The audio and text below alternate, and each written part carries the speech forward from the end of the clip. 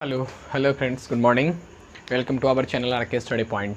ठीक है दोस्तों मैं आपको बता देना चाहूँ कि आपको इस वीडियो के माध्यम से, इस चैनल के माध्यम से आपको डेली बेसिस पे एक फिजिक्स की वीडियो मिल रही है, लेक्चर मिल रही है हमारी। ठीक है, और मैं क्लास 10 का फिजिक्स पढ़ाने वाला हूँ आपको। ठीक है दोस्तों, इलेक्ट्रिसिटी चैप्टर पढ़ा रहा हूँ, जिसमें कि हम लोगों ने इलेक्ट्रिक करंट तक पढ़ लिया था और उसका न्यूमेरिकल भी किया था, और उसके रिगार्डिंग मैंने आपको 5 न्यूमेरिकल दिया था दोस्तों। ठीक है, मैं उस 5 न्यूमेरिकल को सॉल्व करूँगा किसी एक सेपरेट वीडियो में। आज हम लोग इस कड़ी में आगे की ओर बढ़ते हैं, और मुझे आशा है कि आप बहुत ध्यान से वीडियो को देखते होंगे और पढ़ते होंगे, और इस वीडियो की ज़्यादा से ज़्यादा आप लाभ उठा सकते हैं दोस्तों। और अच्छे से देखिए वीडियो को बिना स्किप किए हुए। आप भले ही स्पीड को बढ़ा लो, लेकिन स्किप मत करो। अगर स्किप करोगे तो एक पॉइंट भी तुम्हारा छूटा तो फिर प्रॉब्लम ही प्रॉब्लम है, सॉल्यूशन का कोई पता नहीं होने वाला आपके पास। ठीक है, तो आप स्किप ना करें वीडियो को और अच्छे से देखिए वीडियो को। ठीक है दोस्तों, तो चलो आज हम इसी के कड़ी में आगे की ओर पढ़ाना स्टार्ट करते हैं। और आज जो हम पढ़ाएंगे, जैसे पिछले वीडियो में हमने डिस्कस कर रखा है कि करंट का डायरेक्शन क्या होता है, करंट कैसे हमारा फ्लो होता है, किस तरह से करंट फ्लो होता है, नहीं होता है, किस कारण से करंट फ्लो होता है, नहीं, ये सब चीज़ों को हमने देख चुके हैं। और आज जो हम पढ़ाएंगे आपको इलेक्ट्रिक सर्किट के बारे में पढ़ाएंगे कि इलेक्ट्रिक सर्किट होता क्या है, कैसे फॉर्मेशन होता है इलेक्ट्रिक सर्किट का, और एक्चुअल कारण क्या है करंट फ्लो होने का, ये तो आपको बता चुके हैं हम। लेकिन अभी हम देखेंगे कि बल्ब कब ग्लोइंग होगा, बल्ब कब ऑफ होगा, नहीं, इस चीज़ों को देखेंगे। और उसके बाद हम लोग कुछ सिम्बॉल्स पढ़ेंगे, जो सिम्बॉल्स का हम लोग इलेक्ट्रिक सर्किट में यूज़ करेंगे। उसके बाद हम उसका सर्किट डायग्राम देखेंगे मेरे प्यारे दोस्तों। ठीक है, और आज के वीडियो में हम लोगों ने इतना चीज़ों को डिस्कस करेंगे। ठीक है, उसके बाद हम लोगों ने ओम्स लॉ को भी पढ़ेंगे। देखते हैं आज की क्लास में अगर हो पाएगा तो हम लोग ओम्स लॉ भी पढ़ेंगे। ठीक है, और फिर आगे की ओर हम लोग पढ़ते हैं। चलो ठीक है, तो हम लोग क्या करते हैं, स्टार्ट करते हैं। ठीक है, इलेक्ट्रिक सर्किट से। तो प्लीज़ आप इलेक्ट्रिक सर्किट का सबसे पहले तो आप डिफाइन लिखिएगा। इलेक्ट्रिक सर्किट लिखिए, तो इलेक्ट्रिक सर्किट के बारे में लिखिए। ए continuous conducting path, a continuous conducting path लिखिएगा। a continuous conducting path consisting of wires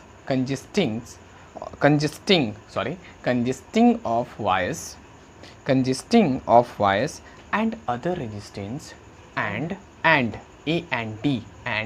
other resistance like bracket दीजिएगा, like electric bulb etc and a switch bracket बंद कर दीजिएगा, etc के बाद ब्रैकेट बंद कर दीजिएगा, and a switch between the two terminals of a cell or a battery along which an electric current flows is called a circuit.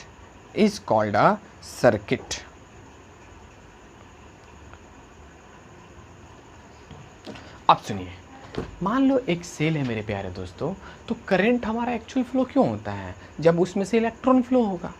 नहीं, actual flow of current हमारा कब होगा, जैसे देखिए एक cell can make electrons move and electric current flow. मतलब क्या हुआ कि यदि एक सेल है, उसमें से क्या फ्लो होता है, इलेक्ट्रॉन्स की फ्लो होती है।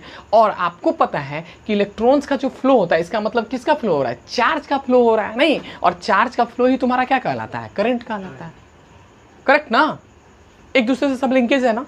अब देखो यहाँ पे क्या कहा मेरे प्यारे दोस्तों कि यदि जैसे एक कंजिस्टिंग जो पाथ होता है ना, हमारे इलेक्ट्रिक सर्किट का एक जो पाथ होता है, मान लो ये हमारा बैटरी है, समझो ये तुम्हारा क्या है दोस्त, एक सेल है ना, एक बैटरी है तुम्हारा, मान लो, ठीक है ना। और इसके साथ एक मान लो तुम्हारा बल्ब जुड़ा हुआ है। बल्ब को कैसे बनाएंगे बताइए,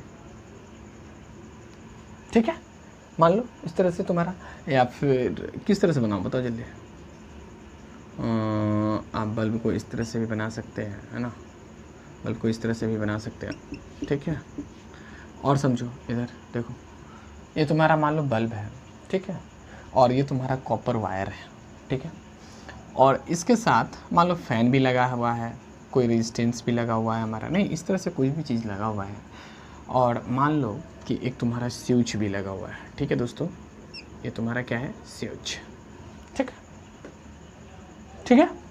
अब देखिए करंट फ्लो कब होगा, जब इलेक्ट्रिक सर्किट तुम्हारा क्या होगा, कंप्लीट होगा, क्लोज्ड होगा, करेक्ट ना। इसका मतलब है कि ये जो स्विच क्या होगा, नहीं, तो इससे करंट फ्लो होगा, तो बल्ब क्या करेगा, ये ग्लो करेगा, ये बल्ब क्या करेगा दोस्त, ग्लो करेगा, करेक्ट ना। तो यही चीज़ आपका डिफिनीशन है, पढ़िए डिफिनीशन में क्या है आपका, एक कंटिन्यूअस कंडक्टिंग पाथ, मतलब जो कंटिन्यू करंट को क्या करता हो, फ्लो कराता हो, पास कराता हो, कंजिस्टिंग ऑफ वायर्स। इसका मतलब ये तुम्हारा जो वायर है, ये कैसा वायर है तुम्हारा, मान लो कॉपर वायर है, नहीं वायर है, कैसा वायर है, कॉपर वायर है, कंडक्टर है हमारा, नहीं, हाँ, resistance, this one is resistance, this one is resistance, नहीं रेजिस्टेंस, बल्ब रेजिस्टेंस का मतलब क्या हुआ, जैसे बल्ब हो गया तुम्हारा, ये तुम्हारा स्विच हो गया, नहीं, बिटवीन द टू टर्मिनल्स, देखिए एक पॉजिटिव टर्मिनल है और एक कैसा टर्मिनल है तुम्हारा, नेगेटिव टर्मिनल है, ध्यान से देखिए, सेल और ए बैटरी, देखिए ये सेल है तुम्हारा, समझ में आ रहा है, देखो यही चीज हमने बता रहा आपको, नहीं ये सेल है तुम्हारा, और इसका कितना ही टर्मिनल है, दो टर्मिनल है, एक पॉजिटिव और एक निगेटिव टर्मिनल है मेरे प्यारे दोस्तों, विच an electric current flow is. अब देखिए सारा बात समझ में आ रहा ही नहीं है, बता देखो, एक सेल है तुम्हारा, एक बैटरी है तुम्हारा, इसके दो टर्मिनल है मेरे प्यारे दोस्तों, पॉजिटिव और नेगेटिव, इसमें रेजिस्टेंस लगा हुआ है, एक बल्ब लगा हुआ है, एक मान लो कोई रेजिस्टेंस है फैन उनका, एक तुम्हारा क्या है, ये स्विच है। जब स्विच क्लोज है, when switch is close the current begins to flow from the negative to, देखो यहाँ से निकलेगा करंट और यहाँ पे आएगा।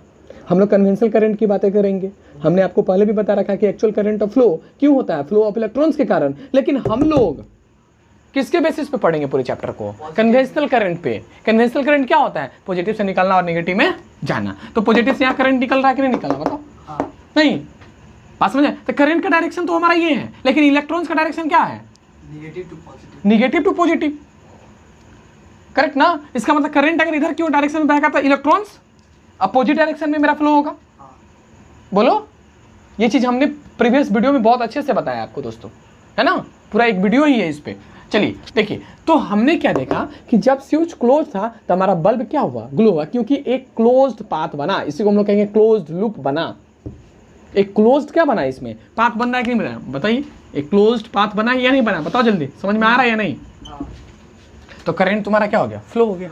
अब देखिए, अगर इस स्विच को हम ओपन कर दें मेरे प्यारे दोस्तों, अगर हम स्विच को ओपन कर देंगे तो क्या करंट फ्लो होगा, करंट फ्लो नहीं होगा, तो बल्ब ग्लो होगा, बल्ब डज नॉट ग्लो, बोलो, समझ में आ रहा है या नहीं आ रहा, बताओ, बल्ब डज नॉट ग्लो। दोस्तों यही है तुम्हारा इलेक्ट्रिक सर्किट, इसी को हम लोग इलेक्ट्रिक सर्किट यही है तुम्हारा, ठीक है, डायग्राम में इसी में हम लोग रिप्रेजेंट करेंगे। आगे हम लोग थोड़ा सा देखते हैं क्या ना, कि जैसे सिंबल्स, इलेक्ट्रिक कंपोनेंट्स का कौन कौन सिंबल होता है, इस चीज़ों को आप ध्यान रखिएगा तो आपको काफ़ी हद तक समझ में आएगा, और कौन सा सिंबल हम लोग यूज़ करेंगे। अब यहाँ पे तो हम ड्राइंग नहीं कर सकते, आप जाइए बुक में देखिए, ड्राइंग करके बनाया हुआ है, बल्ब का पिक्चर, फैन का पिक्चर, सेल का पिक्चर, ठीक है दोस्तों, यही मैंने इलेक्ट्रिक सर्किट को आपको बता दिया, ठीक है। चलो अब देखो, समझ में आ गया, मेन कॉन्सेप्ट समझ में आया ना। बताओ करंट कब फ्लो होगा, जब स्विच क्लोज होगा, स्विच क्लोज होगा और कॉपर वायर है तुम्हारा, नहीं, पोटेंशियल डिफरेंस दोनों के बीच में होगा ही होगा, क्योंकि तुम्हारा बीच में बहुत रेजिस्टेंस लगा हुआ है, तो वोल्टेज ड्रॉप होगा ही होगा। जब वोल्टेज ड्रॉप होगा तो ऑब्वियसली है कि सेकंड इन पे तुम्हारा वोल्टेज क्या हो जाएगा, कम हो जाएगा, नहीं, और फर्स्ट इन पे तुम्हारा जहाँ से करंट चलना स्टार्ट किया है वहाँ पे वोल्टेज क्या होगा, हाई होगा, करेक्ट ना। ये सब चीज़ों हम लोग डिस्कस कर चुके हैं। चलिए देखिए, अब हम आपको बता रहे हैं, देखिएगा कुछ चीज़ों को लिख लीजिए आप, symbols for electric components of electric symbols, components of दिख रहा है क्या, electric symbols, components of electric symbols, ठीक है।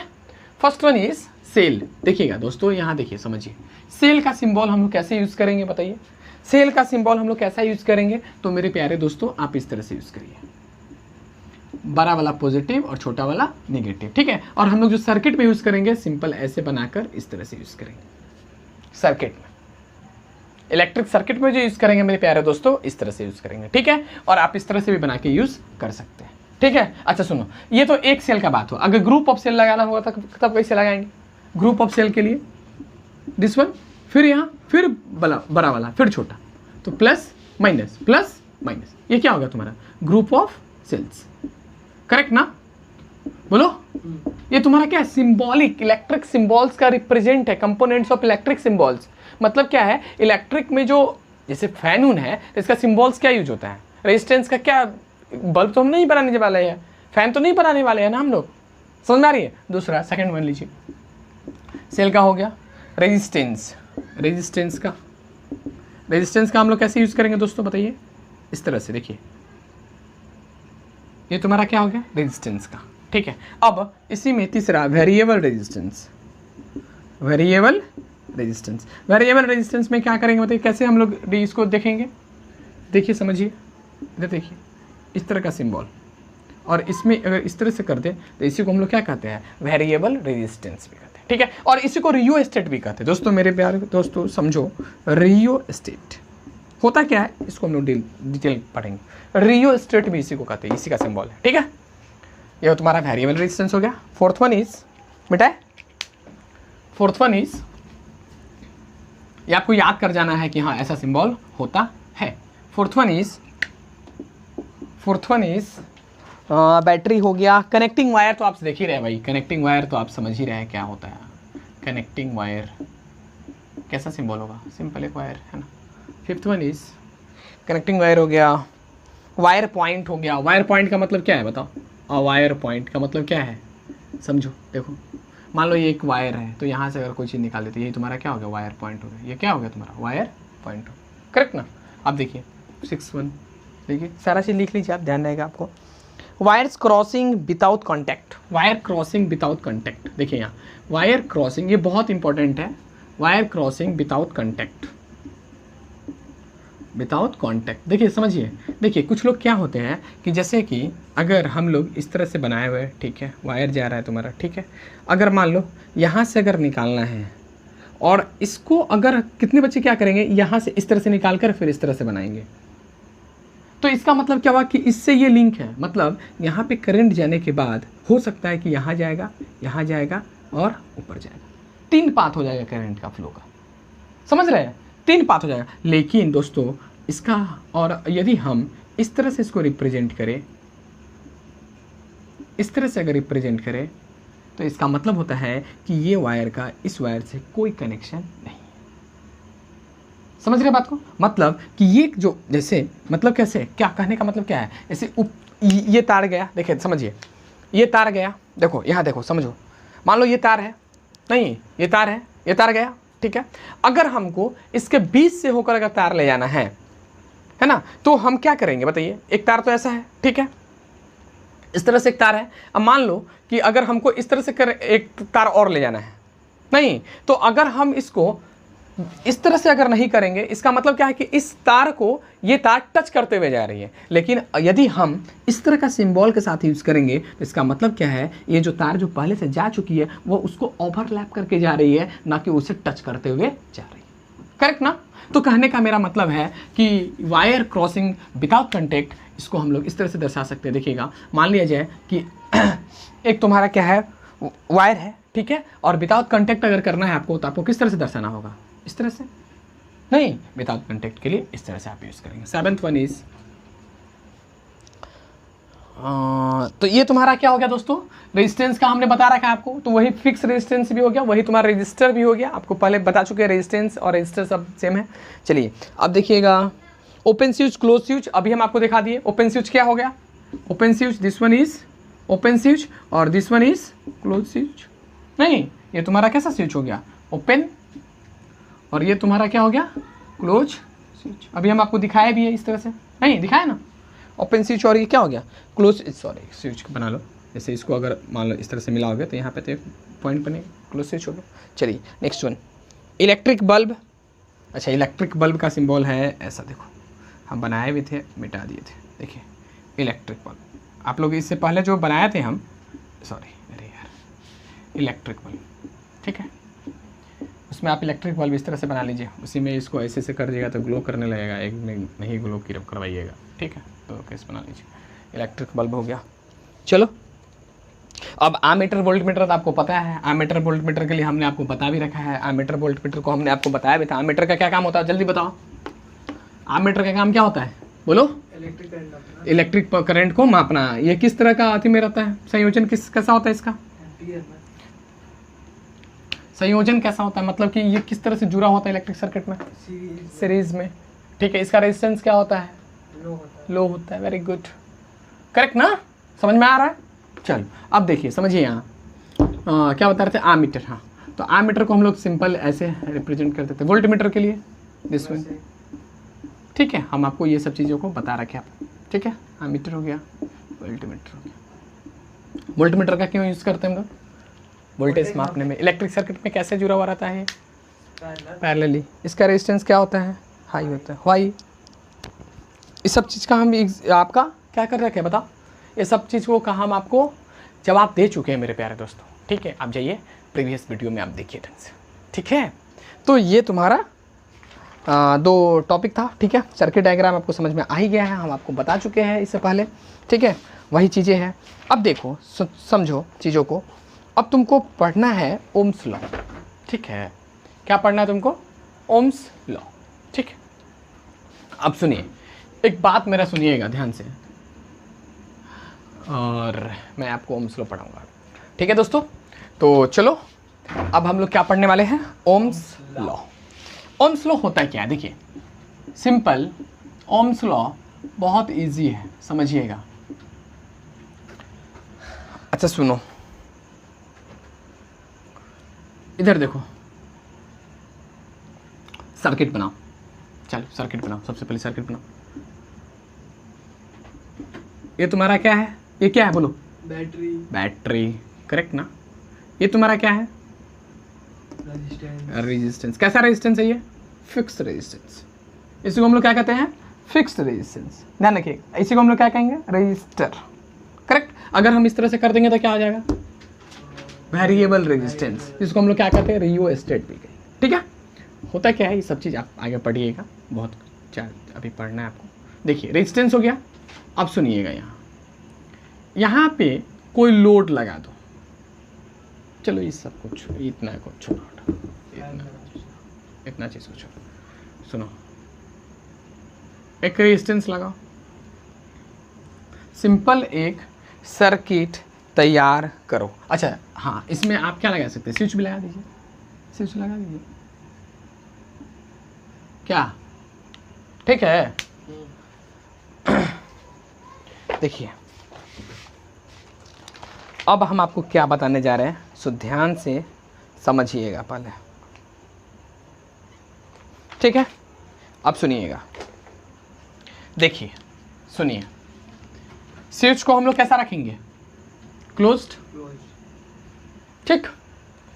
करंट क्या होगा इसमें से, आई करंट क्या होगा,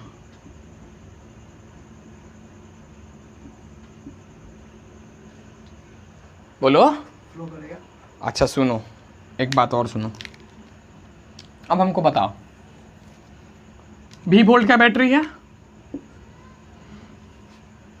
बोलो, 20 वोल्ट का बैटरी है। रेजिस्टेंस को क्या चीज़ से डिनोट करते हैं हम लोग, आर से। समझिए, ये बनाना नहीं है आपको, समझिए पहले आप हमको बताइए।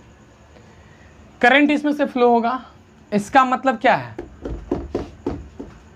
यहां का पोटेंशियल कितना है, भी हाई होगा, हाई होगा as comparison to negative, at in this end, not negative, this end, at this end V is greater than as compared to this end, correct. Why this reason, because there are some internal resistance of the switch नहीं, and the resistance is this one. So voltage drop takes place both of these. नहीं, correct ना? तो यहां पे जो voltage तुम्हारा drop हो जाएगा, ये टोटल वोल्टेज में से यहां के वोल्टेज घट के ही तो यहां पहुंचेगा। नहीं समझ में आ रही है? नहीं बताओ। तो मेरे कहने का मतलब सिर्फ इतना सा है मेरे प्यारे दोस्तों, कि आप मुझे एक शब्द में बताइए, इसको हम मिटाते हैं, ठीक है? आगे पढ़ेंगे और हम लोग डिटेल। देखिए इसको मिटाते हैं। अब सुनिए एक बात, पानी जो फ्लो होता है वो इतनी ऊंचाई है 5 फीट का, और पानी हमको लाना है 3 फीट पे। पानी फ्लो होगा कि नहीं होगा? होगा। सेकंड केस, 5 फीट पे पानी है और पानी हमको लाना है 4 फीट पे। ठीक है, पानी फ्लो होगा, दोनों केस में पानी फ्लो होगा। गलत कि सही? सही। बोलो, समझ में आ रहा है कि नहीं? बोलो। हम क्या बोले? पानी आपका दोनों केस में फ्लो होगा। Flow of water takes place both of this cases. Correct? नहीं, takes place both of this cases. लेकिन हमको एक बात बता दो, पानी फ्लो होने की दर, रेट किस में ज्यादा होगा? 3 फीट में। 3 फीट में कि 4 फीट में? 3 फीट में। ऑब्वियसली इसका मतलब क्या हुआ बताइए? सिमिलरली अगर हम करंट पे फोकस करें मेरे प्यारे दोस्तों, यदि हम करंट पे फोकस करें तो इसका मतलब क्या है? सुनिए, एक एंड हमारा 6 वोल्ट पे है, और यदि वायर से कनेक्टेड है, यहां की वोल्टेज अगर 6 वोल्ट है, मान लो ए की वोल्टेज, और बी की वोल्टेज अगर 5 वोल्ट है, करंट तो फ्लो होगा। अरे बोलो ना, करंट तो फ्लो होगा। और मान लो कि यहां की अगर वोल्टेज कितनी है? 6 वोल्ट है, और यहां की वोल्टेज 4 वोल्ट है, करंट तो फ्लो होगा। Both of this cases current will be flow. नहीं, लेकिन करंट किस में ज्यादा फ्लो होगा? सेकंड केस में। सेकंड केस में। इसका मतलब क्या हुआ? कहीं ना कहीं वोल्टेज और करंट का रिलेशन कैसा है? रिलेशन देखिए, रिलेशन 2 तरह के होते हैं फिजिक्स में, inversely proportional, directly proportional. Directly proportional, correct. नहीं मतलब समझ में आ रहा है या नहीं आ रहा है? बताओ हम क्या बताना चाह रहे हैं आपको। जितनी ज्यादा पोटेंशियल डिफरेंस होगा, करंट उतना ही ज्यादा उसमें से क्या करेगा? आप इस चीज को देखिए ना, यहाँ पोटेंशियल डिफरेंस कितना है? 1 वोल्ट। करंट उसी हिसाब से जाएगा। यहाँ पे 2 वोल्ट का करंट कौन में जाते जाएगा? सेकंड केस में। आप ही बोले हैं, नहीं करेक्ट ना? तो ओम्स लॉ का पहला स्टेटमेंट यही है मेरे प्यारे दोस्तों। लिख लीजिए पहला स्टेटमेंट, आप फर्स्ट स्टेटमेंट लिखिए। अच्छा, एक केस और है, इसमें देखिएगा कि इसमें टेम्परेचर को कांस्टेंट रखा जाता है। इस चीज़ों को आप नोट कीजिएगा। Why temperature constant, I will discuss letter.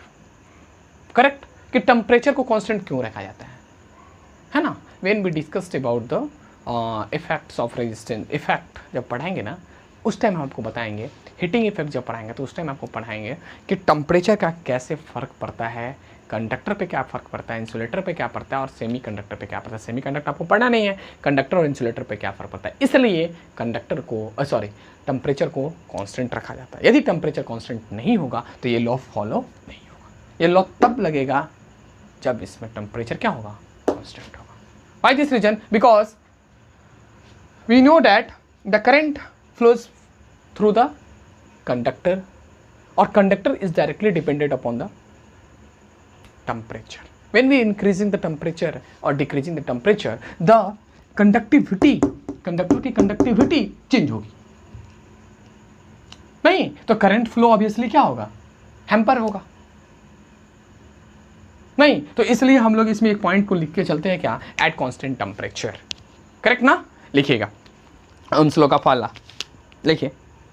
अच्छा, ओम्स लॉ क्या देता है, रिलेशनशिप देता है किसके किसके बीच में, करंट और वोल्टेज के बीच में। ध्यान रखिएगा, Ohm's law gives a relationship between the current and voltage. First point Ohm's law का, Ohm's law gives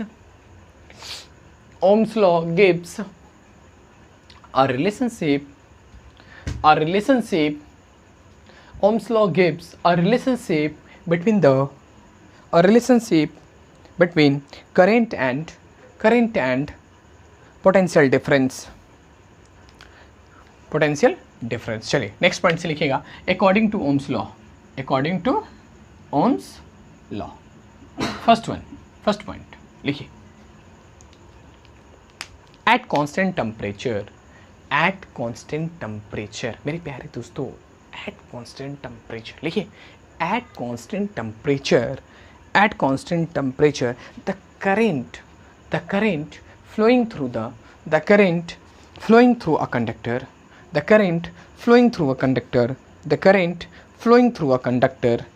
is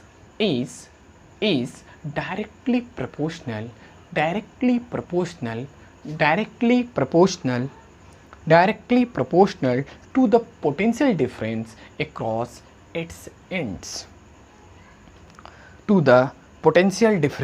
across its ends। Correct, समझ में, अक्रॉस its ends समझ में आया कि नहीं आया, बोलो। अब सुनो, ठीक, अब देखिए इधर, अब सुनिए, हम अब आपको सिंपल बता दे रहे हैं क्या है कहानी। सुनिए इधर देखिए, पहले देखिए, हम आपको क्या बोले, एक कांस्टेंट टेम्परेचर रखना है, एक करंट फ्लो होगा, कहाँ से, कंडक्टर से। नहीं, कंडक्टर से करंट फ्लो हो रहा है, क्या करंट फ्लो हो रहा है, मान लीजिए, देखिए, तो इसमें क्या है, कांस्टेंट टेम्परेचर पे यदि क्या है, एक कांस्टेंट टेम्परेचर पे the current flowing through a conductor is directly proportional to the voltage across its ends. मतलब क्या है, मान लो दो वायर है, एक वायर है, इससे करंट क्या होगा, फ्लो होगा। ये दोनों के बीच में जितना वोल्टेज अधिक होगा उससे उतना ही करंट क्या होगा, फ्लो होगा। मतलब इस दोनों के बीच में अगर वोल्टेज डिफरेंस हुआ, पीडी अगर हुआ, तभी करंट क्या होगा, फ्लो होगा। ये सब बातें को हम लोग पहले भी डिस्कस कर चुके हैं, यही ओम्स जी ने कहा है। ठीक है, तो देखिएगा यहाँ से I इक्वल टू, हम आपको बताए भी थे मेरे प्यारे दोस्तों कि जब डायरेक्टली प्रोपोर्शनल को सिंबल को हटाते तो क्या लगाते हैं, एक रेजिस्टेंस लगाते हैं, और वो रेजिस्टेंस कहलाता है R, और ये क्या हो गया V। तो I बराबर क्या निकला तुम्हारा,